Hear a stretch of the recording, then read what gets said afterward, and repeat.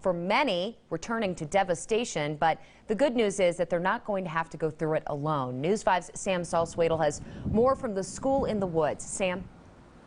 And you don't even have to get out of your car to get help. Just up the road at School in the Woods, there's hardware for sifting through ashes, along with food, water, and even plenty of ice. I think one of those will probably do it. Steve Sullivan is one of many people who need to get supplies before going home. How long does it take to get the results? He even got a water testing kit from the health department. But most of these aren't for himself. His house is okay. There's an awful lot of people that are friends and neighbors that we're not so fortunate, and we're just trying to do whatever we can. More cleanup kits. Nonprofits from all over the country are in the Black Forest. A Salvation Army volunteer even helps carry a case of water to Sullivan's truck. People just seem to swarm, come out of the woodwork to help, which is really a awesome thing to see. And it's hard not to get caught up in that and, you know, do what you can as well. Wayne Strong is here for his own home.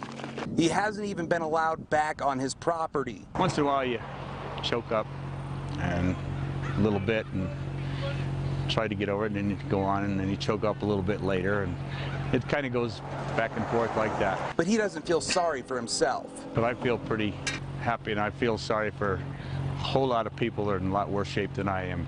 I'm pretty lucky through this whole thing. He will use these supplies to find what's left, but he has no idea what's next. Maybe this gives me a chance on life saying, hey, I still got time, and I'll try something just a little bit different now. So take advantage of it. And that station at School in the Woods is pretty much closing down right now, but they will reopen, and they're hoping as more roads open up, they'll move that re-entry station closer to the evacuees. Reporting live in El Paso County, I'm Sam Salzwedel, News 5. We get a bird's eye view of it today. News 5's Sam Salzwedel headed to Canyon City to find out what comes next. Well, you can still come to Royal Gorge or go rafting or fishing or take a train ride, but the historic Royal Gorge Bridge is out of business. This road is closed behind me because of the wildfire, and that attracted hundreds of thousands of visitors every year. The visitor center is hoping to sell a lot of French fries and sandwiches this year, but that's only about 5% of their business. Most of their money comes from ticket sales. The peak of the peak is mid-June, to mid-August. So this is the peak of the peak. This thing hit at exactly the wrong time. People still try to go to the landmark, but a ranger turns them around. I hate to see this for the area, and especially up in the Black Forest area also. So we'll come back and we'll make another trip.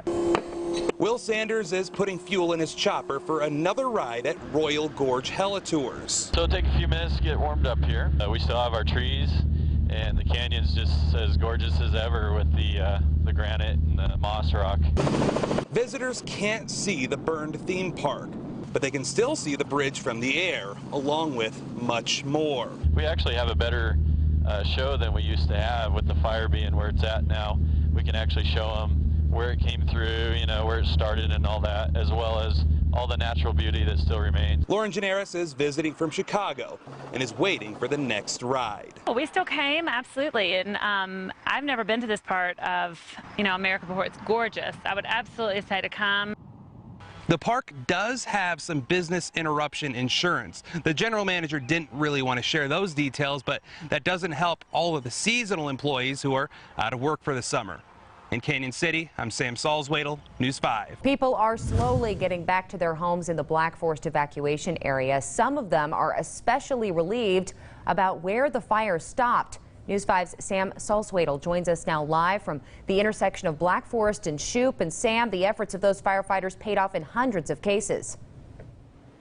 That's right, and also everybody going into these neighborhoods right now, they're getting these little booklets. These booklets have numbers to utility companies, safety tips, and even mental health resources. National Guard troops are actually up there handing them out to people after they're ID'd and let into the neighborhoods. And some of these people going in are really surprised to see just how hard the firefighters worked. Every time the Sheriff's Department opens a new neighborhood, you can see a line of excitement. especially for this family in the RV. We were actually camping before that, so come Thursday it'd be 2 weeks, so we're just shy of 2 weeks in this thing.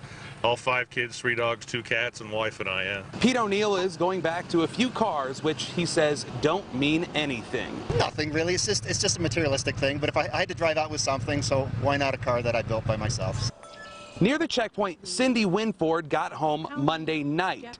Firefighters made a stand on this section of Burgess Road. This is what is really a blessing, and that's why I made this sign to thank everybody for their efforts. Her house is surrounded by trees and looks like it wouldn't have survived if the fire jumped across the street. They're brave. I couldn't do it. Her friends weren't as fortunate. It's devastating.